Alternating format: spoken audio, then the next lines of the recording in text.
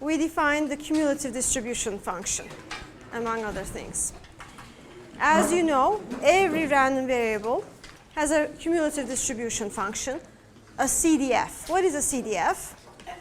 It's the probability that the random variable takes on values less than or equal to some value x. That, viewed as a function of the value x, is a cumulative distribution function. Okay, last time we saw some example cumulative distribution functions. Most of this lecture, maybe all of it, is devoted to the Gaussian CDF. Okay? The Gaussian is a very special continuous random variable, and its CDF also has a special form, and we'll talk about this on it. Okay. First of all, let's remember the Gaussian probability density function. Okay. As you see here up in the on the overhead, the Gaussian density is fx of x. Okay. 1 over square root 2 pi sigma squared e to the negative x minus mu squared divided by 2 sigma squared. So it's parameterized by two values, sigma and mu. Sigma squared is the variance of the Gaussian, whereas mu is the expectation or the mean. Okay? So when plotted, the bell curved shape will extend from negative infinity to positive infinity. It will be centered right at mu. In this example, mu is at 0. Okay? And it's how spread out it is controlled by the standard deviation sigma, which is the square root of the variance sigma squared. Okay. Now let's think about the CDF of the standard Gaussian.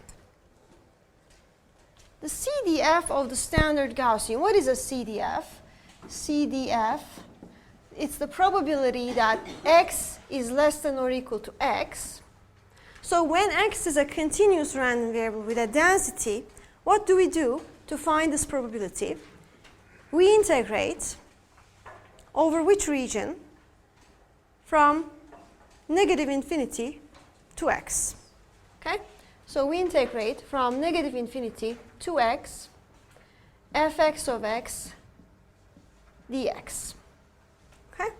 So in this case, in the Gaussian case, it is the integral, okay, it is the integral of 1 over square root 2 pi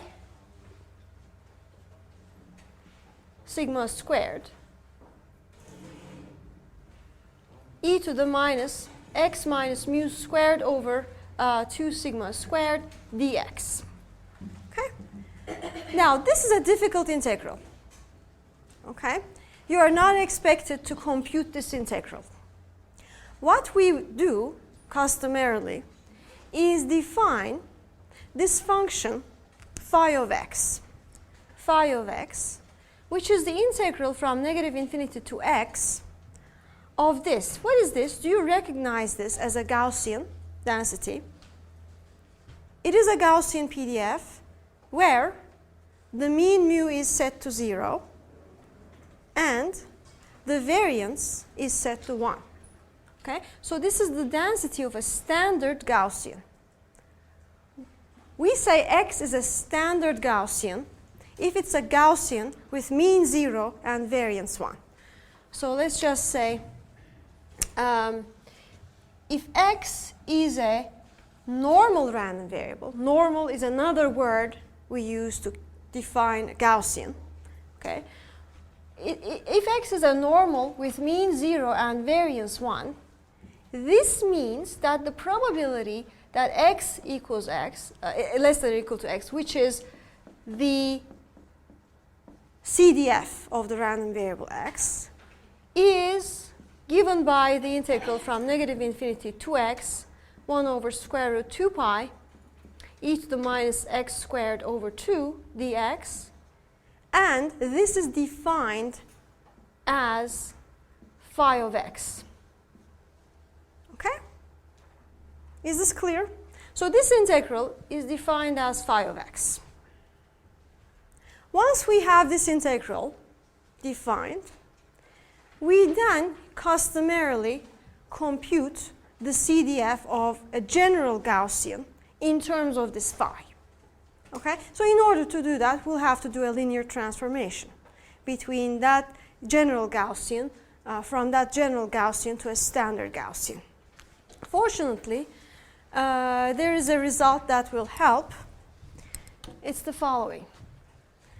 So let's go.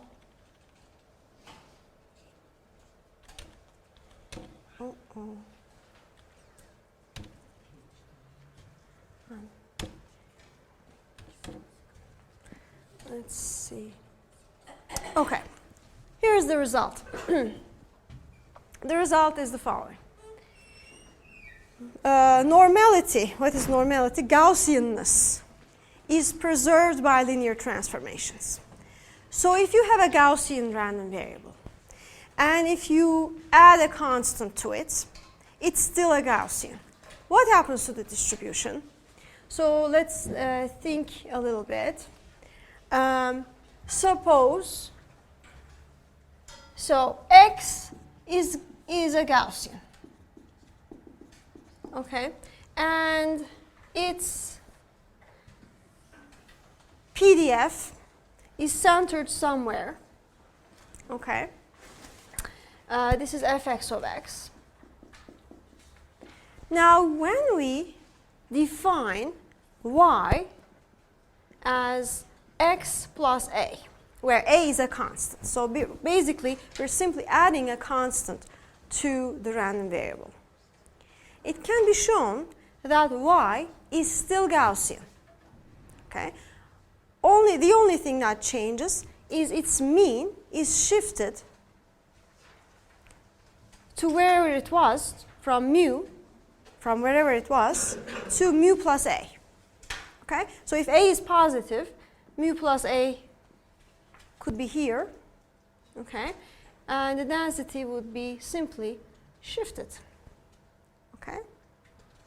Now, if on the other hand, I'm using the constants kind of differently from the notes. If we consider y equals b times x, where b is a constant, okay, this time, the mean of y, the expectation of y, is what? B times the expectation of x. Okay. How about the variance? Expectation of y is b times mu, and the variance of y is b squared times the variance of x, which is b squared sigma squared. So let's write it over here. Let's write the general linear scaling results over here.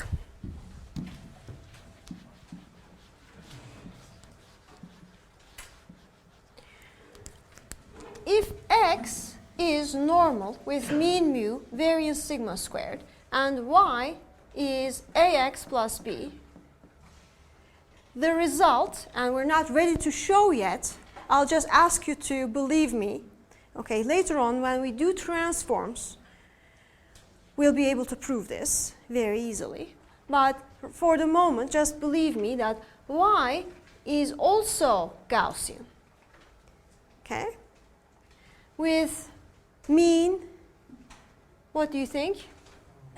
A times mu plus b, right?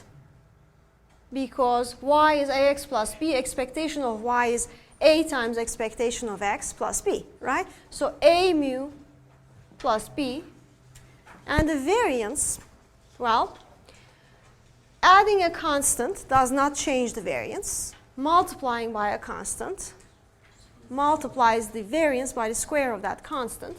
So this is a squared times sigma squared. Okay? That's the basic fact that we'll use. Let's see how we'll use it. Okay? We are wondering about the probability that y is less than or equal to y. What is this? This is the CDF of y, which is a general Gaussian. Okay? The probability that y is less than or equal to y. Now this is the same as saying the probability that y minus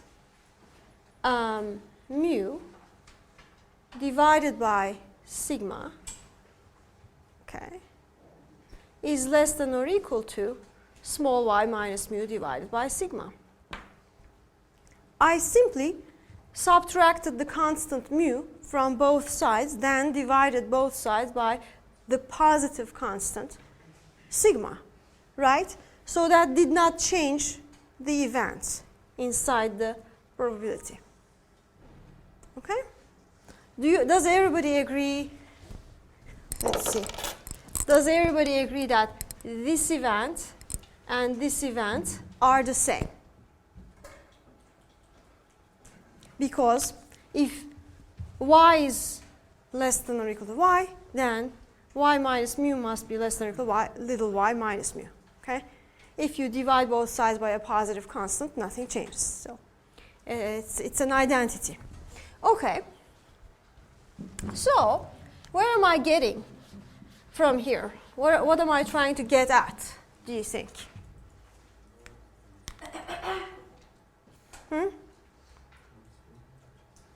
Now, think about what y minus mu divided by sigma is. The original random variable y,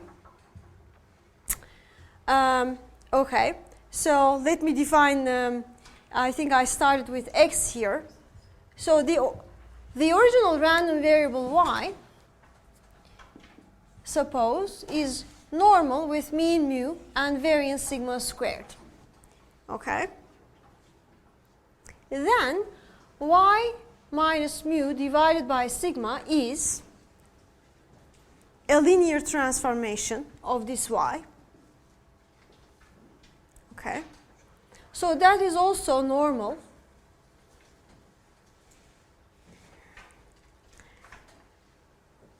Let's see. The expectation of y minus mu divided by sigma is, well, expectation of y minus mu divided by sigma, mu minus mu divided by sigma, which is 0.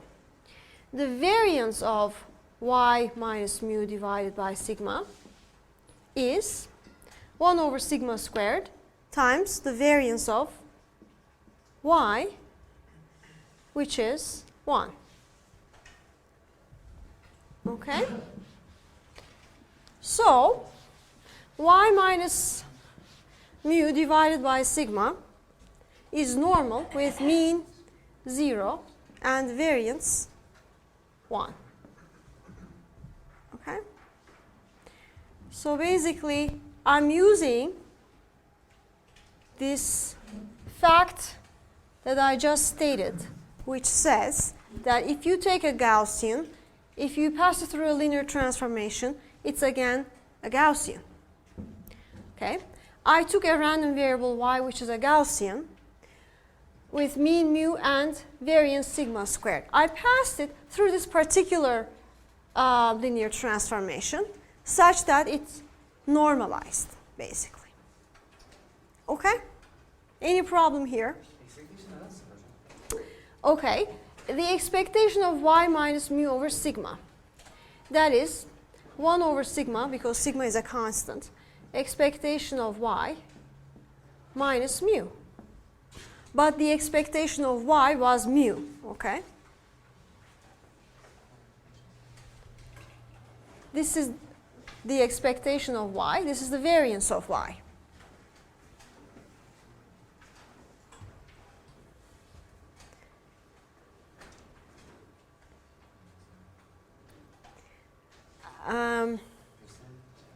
This is y is defined to be a Gaussian with expectation mu and variance sigma squared.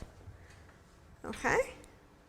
So I'm taking out the mean and dividing by the standard deviation. This normalizes the random variable y.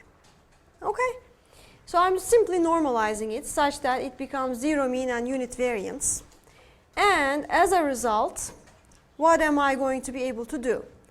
I'm going to be able to say that Fy of y, which is the probability that y minus mu divided by sigma is less than or equal to this number,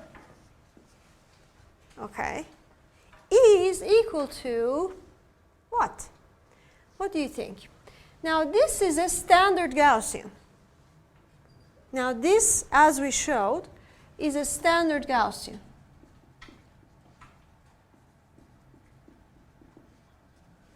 So this is simply the PDF, the CDF of a standard Gaussian evaluated at this value.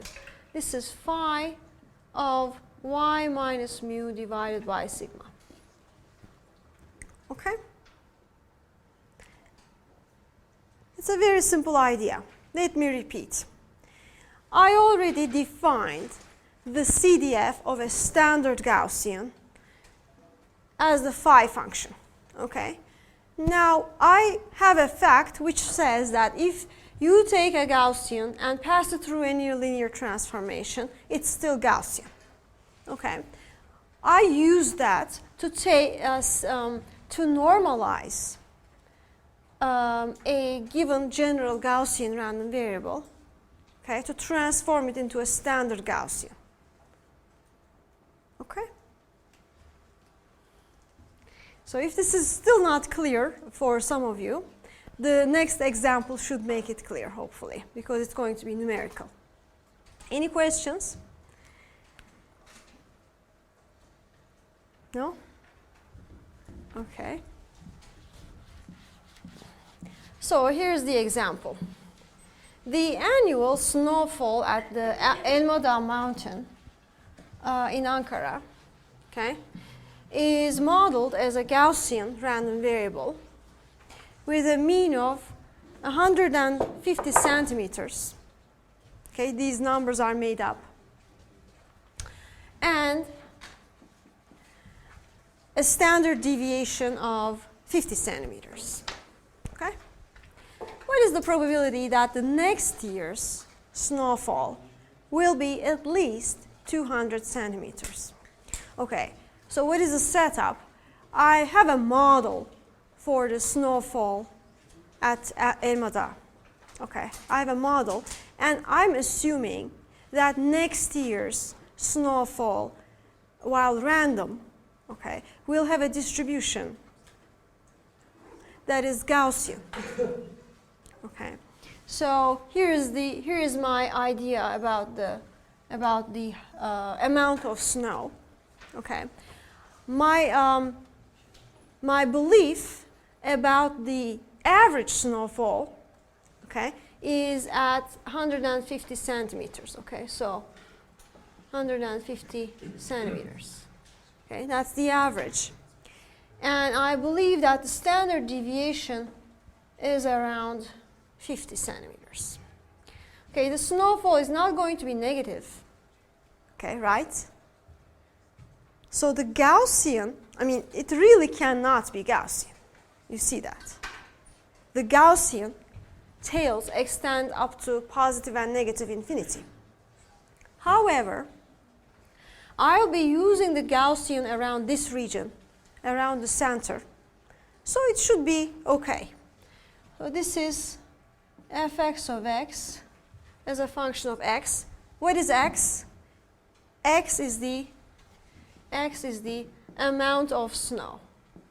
Amount of snow measured in, the height of snow at a particular location. Okay? Any questions? Is it clear? Okay. Now, what is the probability that the next year's snowfall will be at least 200 centimeters? At least 200. I have this PDF, the probability density function. The event of at least 200 centimeters corresponds to what? On this graph, it corresponds to what? Up to 200. Right, you can say that's the probability that, that's 1 minus the probability that the snowfall will be less than or equal to 200. The probability of getting exactly 200 is 0, right? So less than or equal to is, probability of less than or equal to 200 is 1 minus the probability of greater or equal to 200, right? So at least 200, what does it correspond to on this graph? Let's say 200 is here.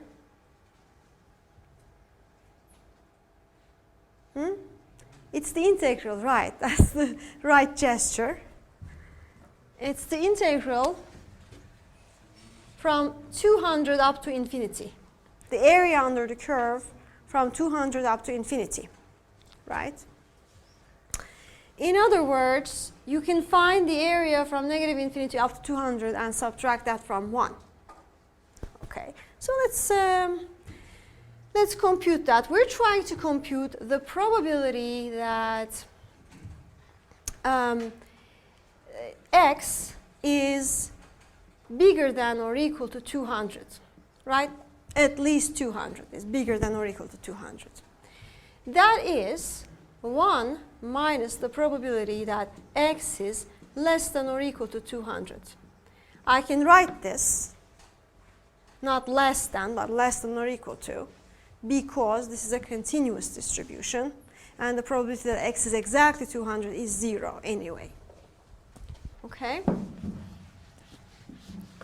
Now, I need to find, then, the probability that x is less than or equal to 200.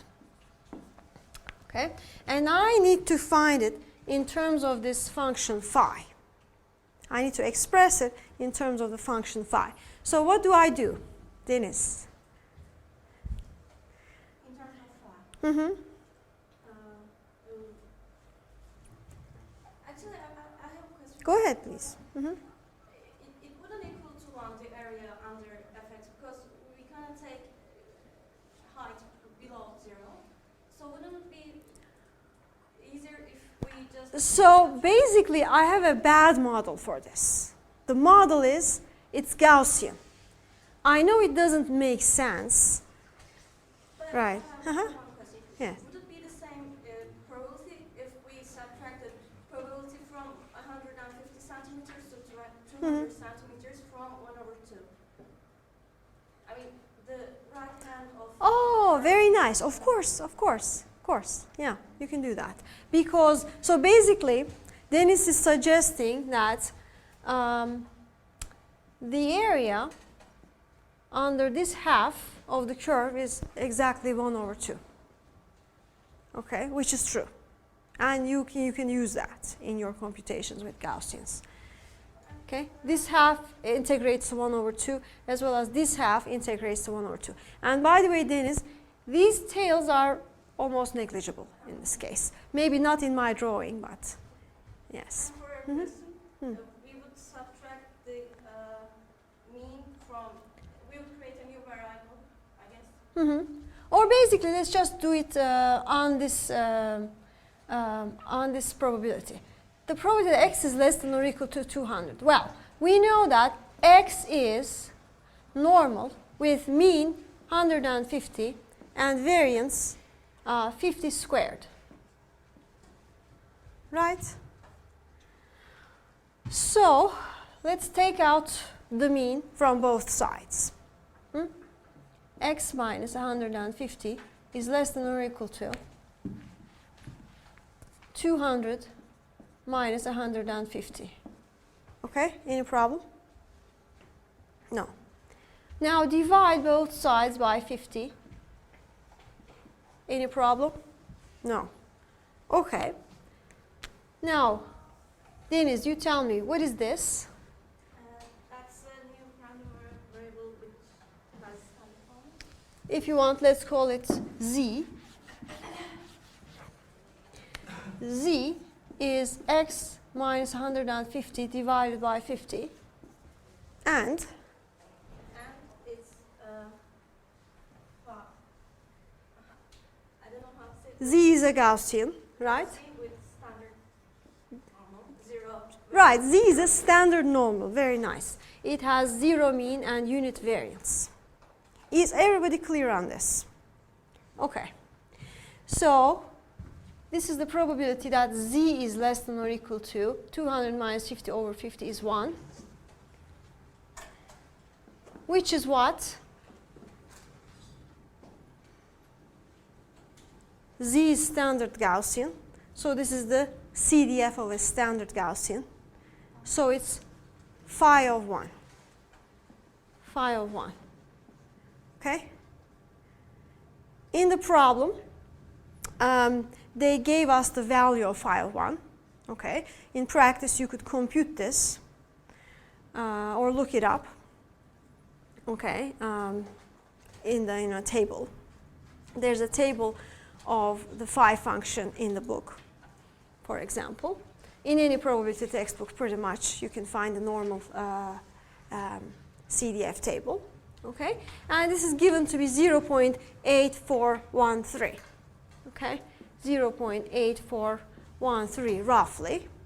So you come here and conclude that the probability x is bigger than or equal to 200. In fact, we expected this to be much less than 1/2, right? Based on the observation that is just made.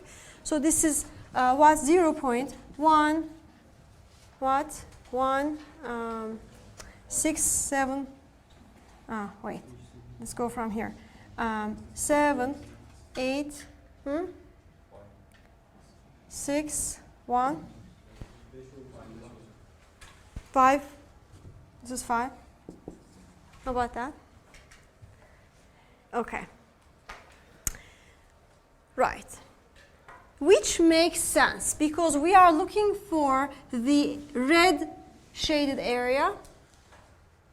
The whole, this whole area is 1/2. So we expect this to be much less than 1/2. In fact, less than 0.25, which it is. Okay. Any questions? Okay. Yes, please. Related to this question, but related to the examination, will you provide us a booklet of Z? If it's necessary. Depends on what you need. Literature value that we will use. Depends. It depends. Right. Of course, you're not expected to be able to compute the phi table, right? That's the whole point of the table.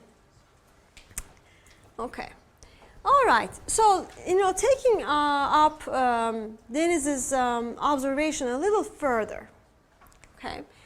Let's think about the shape of the Gaussian a little bit. Maybe let's erase this part and use this part. Okay. So this is let's think about the standard Gaussian. Okay.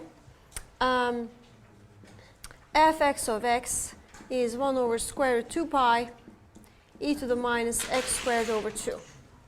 Okay. Now, assume it's standard. Maybe the way I've drawn it, it doesn't look standard, but okay. Let's focus on a value here, value a. Okay. Now, let's mark phi of a on the graph. What is phi of a? Phi of a, which is the CDF of the standard Gaussian at a, it's the integral from -infinity to a. Right? Okay. Now let's think about phi of negative a.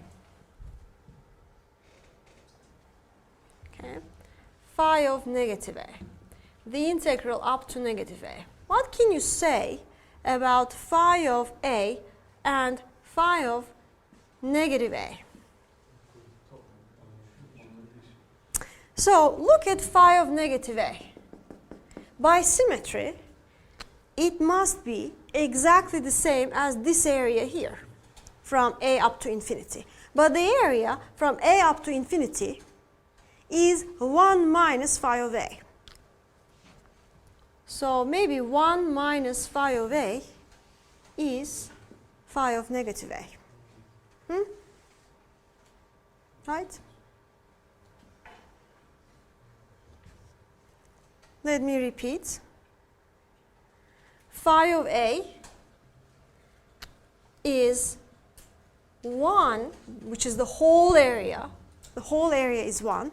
1 minus this part is this part, phi of A. Okay? And in such a situation, you just neglect the area that is between minus A and A. No, of course not. That would be a huge thing to neglect, right? It depends on A, of course, but okay. So let's mark on the, so this area, you tell me, this area is 1 minus phi of A. Do you agree? Okay, this area is 1 minus phi of A. How about this area? Oh, I see. Okay, this area is phi of, right, minus A, which is a copy by symmetry of this area, which is 1 minus phi of A. Okay? No problem. How about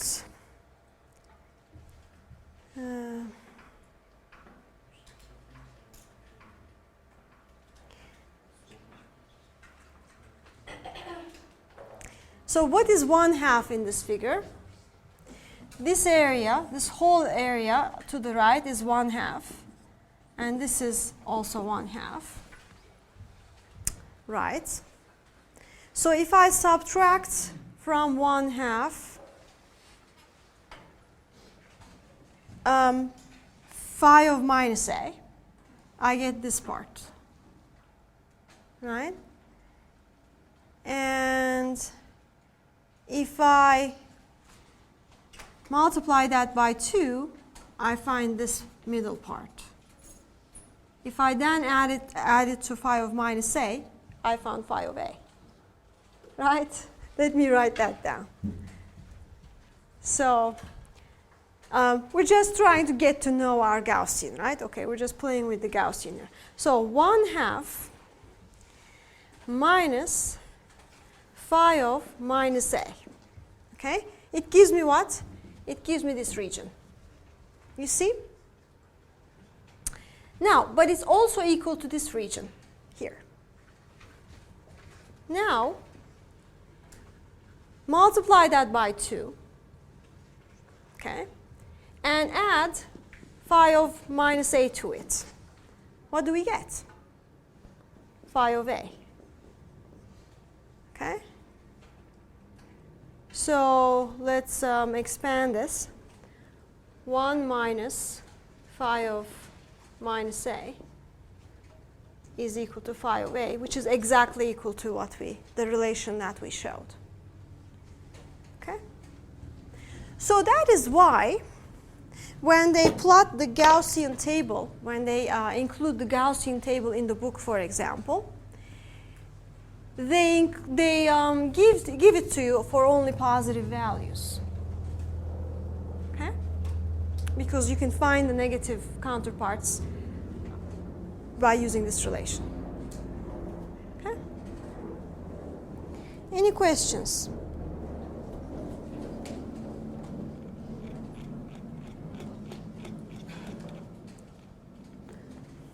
So we have a final example on the Gaussian CDF. And that's a canonical signal detection example. So that, I believe, will completely get us used to working with the Gaussian. Okay, a binary message is transmitted as a signal, which is either 1 or minus 1. Okay? With equal probability. And the communication channel corrupts the transmission with additive Gaussian noise, okay, with mean 0 and variance sigma squared. Okay. The receiver, when it receives something from the channel, it tries to make a decision. It tries to decide whether a 1 or a negative 1 was sent. Okay? The decision rule is the following. If the receiver gets a positive signal, it concludes that a positive 1 was sent. If the receiver gets a negative signal, it will decide that a negative 1 was sent. Okay? Now, what is the probability that the receiver makes a wrong decision is the question. The probability of error. Okay. So let's understand this a little bit better. So when I want to send a +1, okay, I send a 1, and the channel adds some noise to it. Let's call it X. Okay? Now, X is normal with mean 0 and variance sigma squared. Okay? So, my signal, let's call it Y. Y is X plus 1. What do we know about the Gaussian? When we add a constant to a Gaussian, it's still a Gaussian. The only thing that happens is its mean is shifted, right? So what is the mean and variance of this Y? Mean is 1. The variance is sigma squared. Very nice. Okay. So if the sender sends a 1, the receiver gets a normal with mean 1, variance sigma squared. Similarly, if the sender sends a negative 1, this is transmitted as negative 1 and a noise is added to it at reception. The noise is again statistically the same, mean 0, variance sigma squared. So Y, the received signal, is normal with mean negative 1 and variance sigma squared. Is this clear? Okay. So here is the idea. At the receiver end, okay, I'm dealing with a Gaussian. Basically, I will see a Gaussian and I'll try to decide whether it's this one or this one.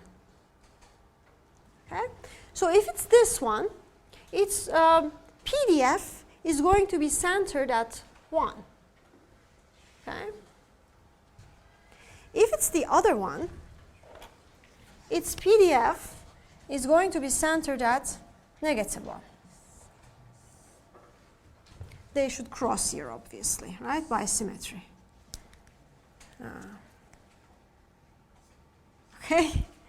So, when will the receiver make an error? Okay, so let's remember the decision rule. If Y is negative, I decide that a negative 1 is sent. Okay? So if actually a positive 1 was sent, and I have this distribution, and Y is generated according to this distribution, so it has this PDF, and somehow the value I get is negative, it's in this tail, then I make an error. Okay? Symmetrically, if Y is actually the red curve, the PDF of Y is the red curve, and the actual value falls in this tail, I make an error. Okay? So let me write the event of the error. The event of error is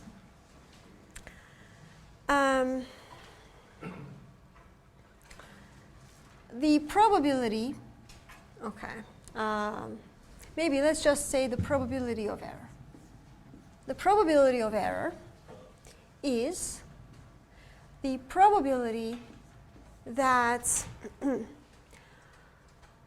that y, the received signal, is less than 0, okay,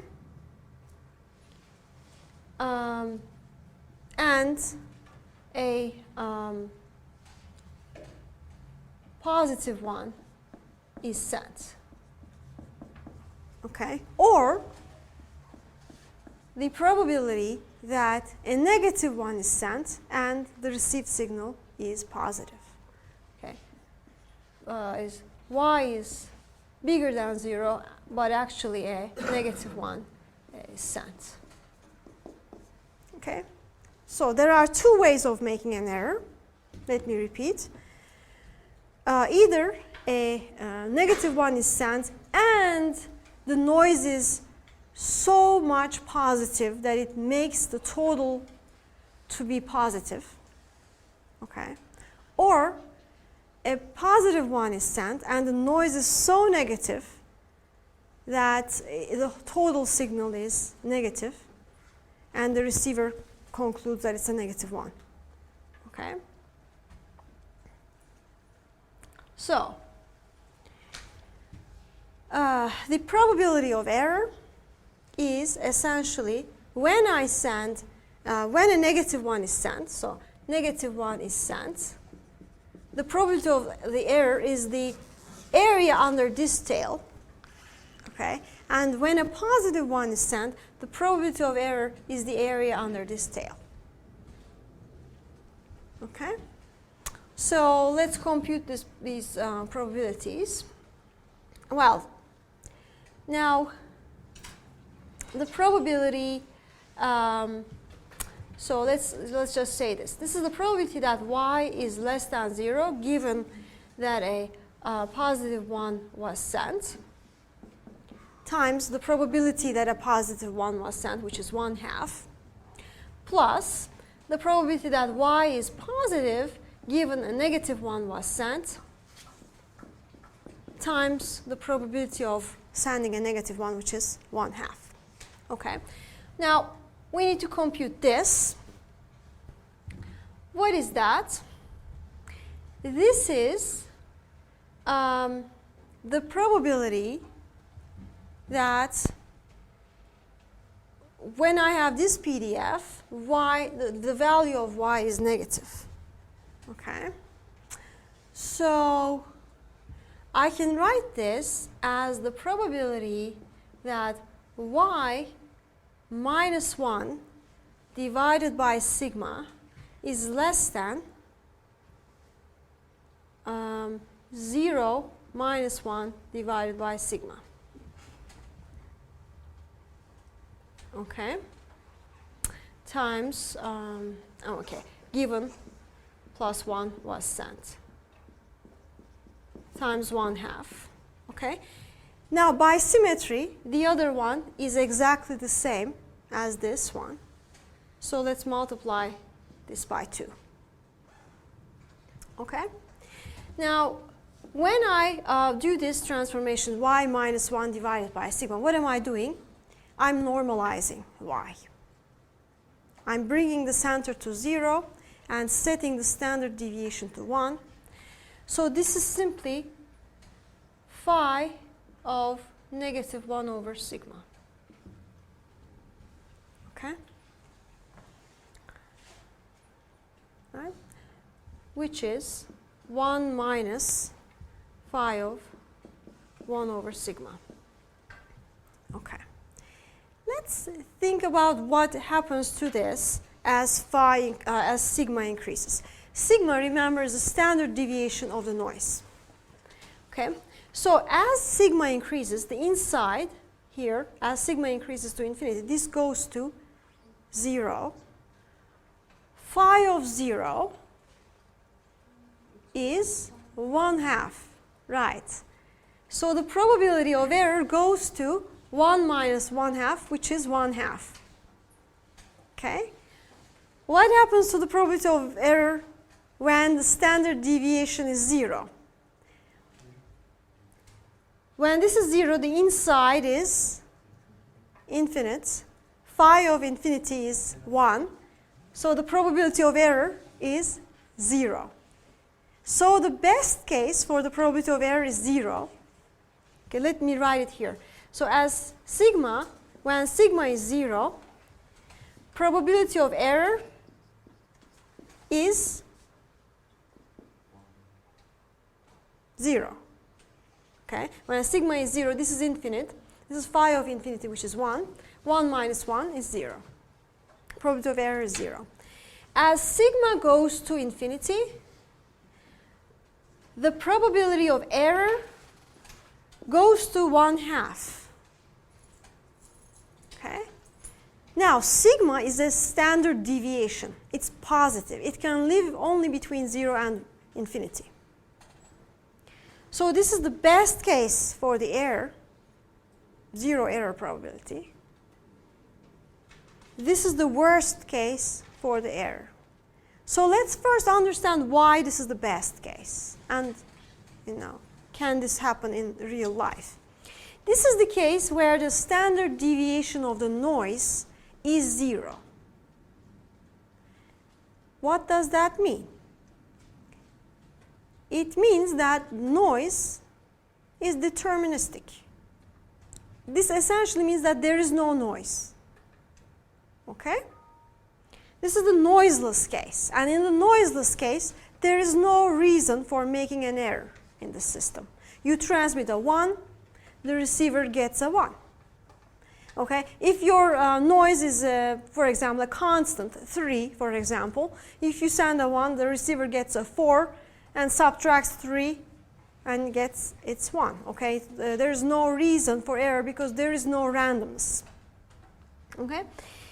The other extreme corresponds to a lot of noise. Okay? As the sigma increases, noise is increasing. In the extreme case where noise is going to infinity, error probability is 1/2. Error probability is 1/2. This means half of the time you'll mistake the 1 for a negative 1, and half of the time you'll mistake it for a negative 1 for a 1. There is no way of communicating. Can the error probability be 1? No, because that would not make sense. If the error probability is 1, this means the receiver is always wrong, certainly wrong. So the receiver would just invert its decision, and it would always be right. So 1/2 is the worst error probability. That's possible. Yes, please.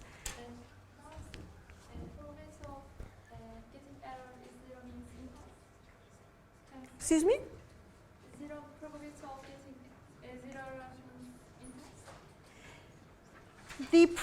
The case that the probability of error is 0 is, corresponds to the case where noise, as you said, is not a Gaussian anymore. It's a constant. It's a deterministic constant. And in that case, its PDF is infinitely concentrated around the constant value. And you're right that it's not even a PDF anymore. So if you wanted to express it as a PDF, you could express it with an impulse, or you could simply express it with a PMF, right? Yes. In that case, we consider discrete random. In that case, if you consider discrete random. Right. When the variance of a random variable becomes 0, that random variable degenerates to a constant. Okay? All right, so that's the end of our Gaussian CDF lecture. I'll see you on Thursday.